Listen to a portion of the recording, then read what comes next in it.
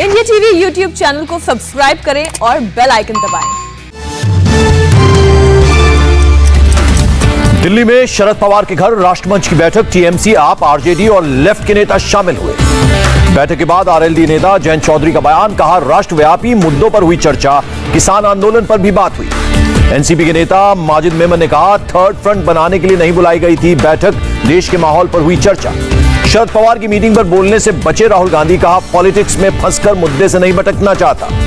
पवार की बैठक पर बोली मीनाक्षी लेखी, जिन नेताओं को जनता बार बार नकारती है वही ऐसा काम करते हैं।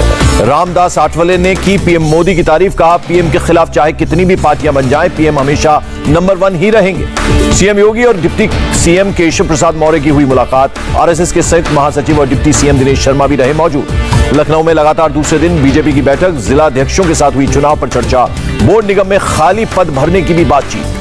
सीएम अमरिंदर सिंह को दी गई नाराज विधायकों को मनाने की नसीहत, कमेटी ने कहा चुनाव से पहले विधायकों को संतुष्ट करना जरूरी।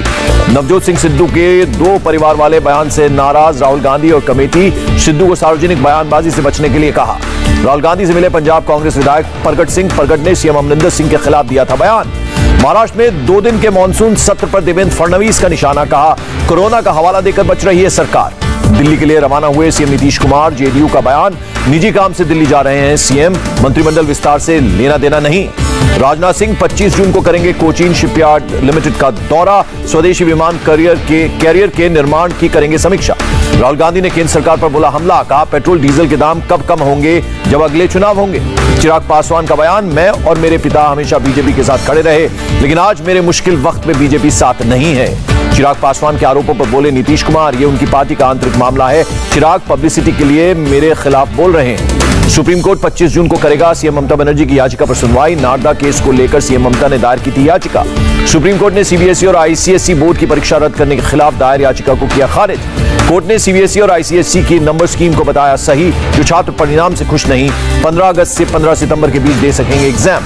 पीएम मोदी ने कोरोना संकट को लेकर लिखे ब्लॉग में की राज्यों की सराहना, कहा सहयोग से संसाधनों की उपलब्धता में बढ़त संभव हुई। पीएम ने मई 2020 आत्मनिर्भर भारत पैकेज का किया जिक्र, कहा राज्य सरकारों को 2020 में जीडीपी के अतिरिक्त 2% तक उधार लेने की इजाजत दी गई। 23 जून को होगी केंद्रीय कैबिनेट की बैठक, कोरोना समेत कई मुद्दों पर होगी चर्चा। यूपी में धर्मांतरण रैकेट मामले में एटीएस को मिली 2 आरोपियों की कस्टडी, आरोपियों से उनके साथियों के बारे में होगी पूछताछ। धर्म परिवर्तन कराने वाले गिरोह पर सीएम योगी सख्त, आरोपियों के खिलाफ एनएसए और गैंगस्टर एक्ट लगाने के निर्देश। उत्तर प्रदेश में अनाज की रिकॉर्ड खरीदारी, योगी सरकार ने 4 सालों में 218 लाख मीट्रिक टन अनाज खरीदा। उत्तराखंड के चमोली में लैंडस्लाइड के बाद बंद हुआ बद्रीनाथ नेशनल हाईवे, सड़कों पर लगा लंबा जाम। पंजाब कांग्रेस विधायक के रिश्तेदारों को नौकरी दिलाने के मामले में बढ़ रहा है बवाल, लुधियाना में लोक इंसाफ पार्टी ने किया प्रदर्शन। पालगढ़ से गिरफ्तार किया गया नाइजीरियन ड्रग पैडलर, 230 ग्राम कोकेन जब्त, एनडीपीएस एक्ट के तहत मामला दर्ज। 21 जून को 88 लाख से ज्यादा टीके लगाकर देश ने रचा इतिहास, करीब 54% पुरुषों और 47% महिलाओं को लगी वैक्सीन। स्वास्थ्य मंत्रालय का बयान, दिल्ली सरकार की ओर से लगाए गए आरोप गलत, कहा दिल्ली में नहीं रोकी वैक्सीन की सप्लाई। देश में डेल्टा प्लस वेरिएंट के 22 मामले, वेरिएंट ऑफ इंटरेस्ट की श्रेणी में रखा गया डेल्टा प्लस। एम्स के डॉक्टर का बयान, ज्यादा खतरनाक है नया डेल्टा वेरिएंट, म्यूटेट करने वाली है नए वायरस की प्रकृति। देश में 91 दिन बाद कोरोना के आंकड़े 50,000 से नीचे पहुंचे, एक दिन में करीब 42,000 नए केस, 1,167 मरीजों की मौत। कोरोना के खिलाफ 77.8% असरदार कोवैक्सीन, तीसरे चरण के ट्रायल की रिपोर्ट में आया सामने। कोवैक्सीन को आज मिल सकती है मंजूरी, भारत बायोटेक ने डीसीजीआई को सौंपा तीसरे चरण के ट्रायल का डाटा।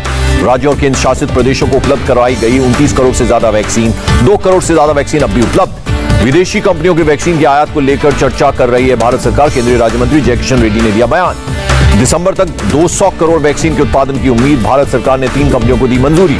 यूपी में कोरोना के 255 नए केस आए सामने, 1 जुलाई से रोज 10 से 12 लाख डोज लगाने की होगी व्यवस्था। यूपी में अब तक 2 करोड़ 63 लाख लोगों को लगी वैक्सीन, 40 लाख से ज्यादा लोगों को दी गई दूसरी डोज। आंध्र प्रदेश में कोरोना के 4169 नए केस, 24 घंटे में 53 लोगों की हुई मौत। केंद्रीय राज्य मंत्री जी किशन रेड्डी ने दिल्ली के एक वैक्सीनेशन सेंटर का लिया जायजा, सांसद मीनाक्षी लेखी भी थी साथ मौजूद। आईटीबीपी ने बंद किया दिल्ली के छावला इलाके वाला कोविड सेंटर, पिछले कई दिनों से नहीं आया कोई नया कोरोना मरीज। छत्तीसगढ़ के अंबिकापुर में वैक्सीन लगाने गई मेडिकल टीम पर हमला, पुलिस ने मामला दर्ज किया। कॉलेज खोलने पर विचार कर रही है कर्नाटक सरकार, छात्रों और शिक्षकों के बाद वैक्सीनेशन के बाद खुल सकते हैं कॉलेज। फ्लोरिडा काउंटी की बिल्डिंग में कोरोना से 2 लोगों की मौत, एडमिन बिल्डिंग को बंद करने का लिया गया फैसला। फिलीपींस के राष्ट्रपति ने दी लोगों को चेतावनी, वैक्सीन नहीं लगवाई है तो जाना होगा जेल। क्यूबा सरकार का बड़ा ऐलान, 3 शॉट वाली अब्दुल्ला वैक्सीन कोरोना के खिलाफ 92% असरदार। और नॉर्थ कोरिया का दावा, देश में कोरोना का एक भी केस नहीं, 30,000 लोगों का किया गया था टेस्ट।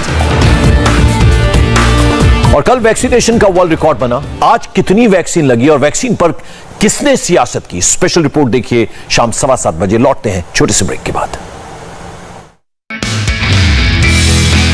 नमस्ते, मैं हूं मीनाक्षी जोशी।